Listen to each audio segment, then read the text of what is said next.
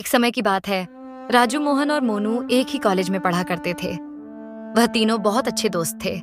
एक बार वह तीनों गर्मियों की छुट्टियों में बाहर जाने का सोचते हैं। सुनो यारो, इस बार कुछ सोचा तुम लोगों ने? कहाँ जाए घूमने के लिए? नहीं यार, समझ नहीं आ रहा। पिछली बार पूरी छुट्टियां घर में रहकर ही बर्बाद हो गई थी। इस बार नहीं होना चाहिए यार। हाँ यार, लेकिन हमें जल्दी सोचना होगा, पता चले। सोचते सोचते छुट्टियां खत्म हो गईं। हाँ यार, लेकिन कहाँ जाए? बचपन में ठीक था यार, जब भी छुट्टियां पड़ती पापा गांव ले जाते थे, कोई झंझट नहीं। गुड आइडिया मोहन, तेरे गांव चलते हैं। क्या बोलता है? थोड़ा सा गांव की ठंडी ठंडी हवा खाएंगे। इस गर्मी में ठंडी के मजे मिल जाए, इससे ज्यादा और क्या ही चाहिए। ठीक है दोस्तों। वो अगले दिन सारी तैयारी करके मोहन के चीतपुर नामक गांव के लिए बस में बैठकर निकल जाते हैं।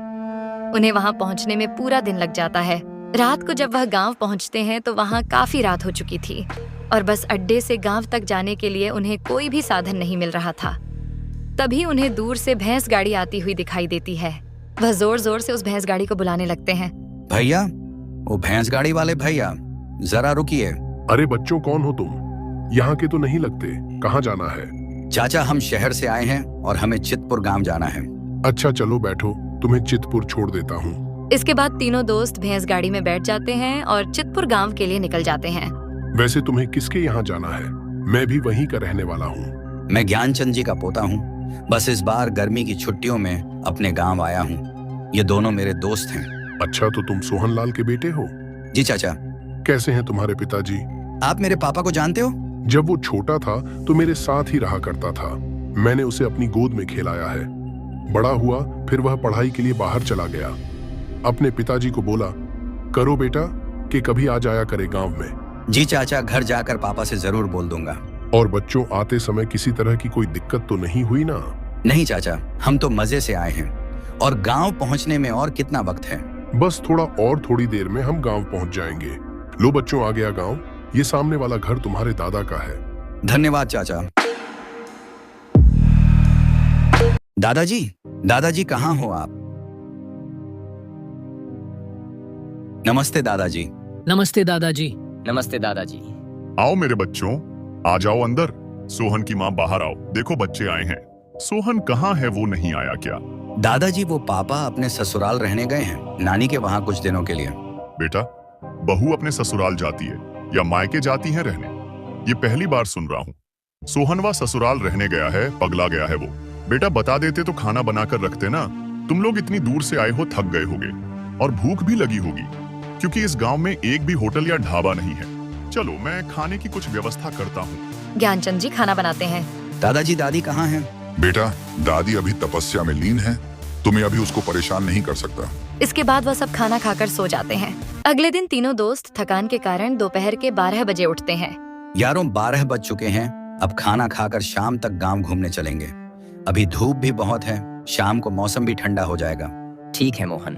शाम हुई तभी तीनों दोस्त गांव में घूमने के लिए निकल जाते हैं। तभी पूरे गांव में उन्हें कोई भी आदमी नजर नहीं आ रहा था। यार मोहन, ये गांव कितना अजीब सा है। यहाँ कोई नजर क्यों नहीं आ रहा है? अभी तो शाम के सिर्फ 6 बजे हैं। हाँ, मोनू में भी सेम यही कहने वाला था। और कितनी अजीब बात है, इस गांव में बिजली भी नहीं है। यार मोहन, चल वापस घर चलते हैं। देखते देखते रात हो जाती है। तभी कुछ आगे जाकर उन्हें एक घंटा घर दिखता है और उस घंटा घर में लाइट जल रही थी। मोहन, वो देख घंटा घर। और पूरे गांव में सिर्फ एक यही जगह है जहां लाइट जल रही है।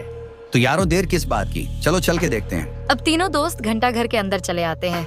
यार मोहन, यहाँ तो कोई है ही नहीं और यहाँ अंदर लाइट लग रही है। आश्चर्य की बात तो ये है कि गांव में बिजली लाइन है भी नहीं। कोई है क्या यहाँ? जब वो लोग घंटा घर के और थोड़ा अंदर जाते हैं, लाइट बंद हो जाती है। भाई लोगों, ये क्या हो रहा है? बहुत ही भयानक जगह है ये तो।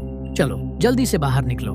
जैसे ही वो तीनों बाहर जाने लगते हैं, दरवाजा अचानक बंद हो जाता है और एक घंटा घर का भूत उनके सामने प्रकट हो जाता है।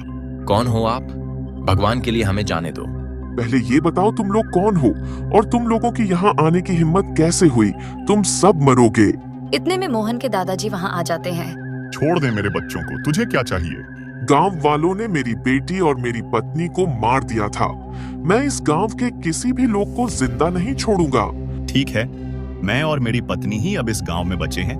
इन बच्चों को छोड़ दे, हमें मार दे। ये बच्चे इस गांव के नहीं हैं। भूत उन तीनों दोस्तों को छोड़ देता है और मोहन के दादाजी को पकड़ लेता है। इस गांव की वर्षों पुरानी परंपरा थी। बेटी को जन्म देने पे माँ और बेटी को मार दिया जाता था।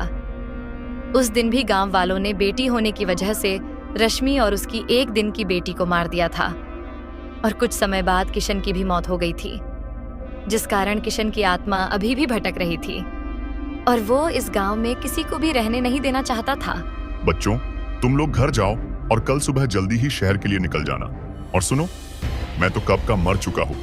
बस बेटा, तुम्हारे और तुम्हारे दोस्तों की रक्षा के लिए भगवान ने मुझे भेजा था।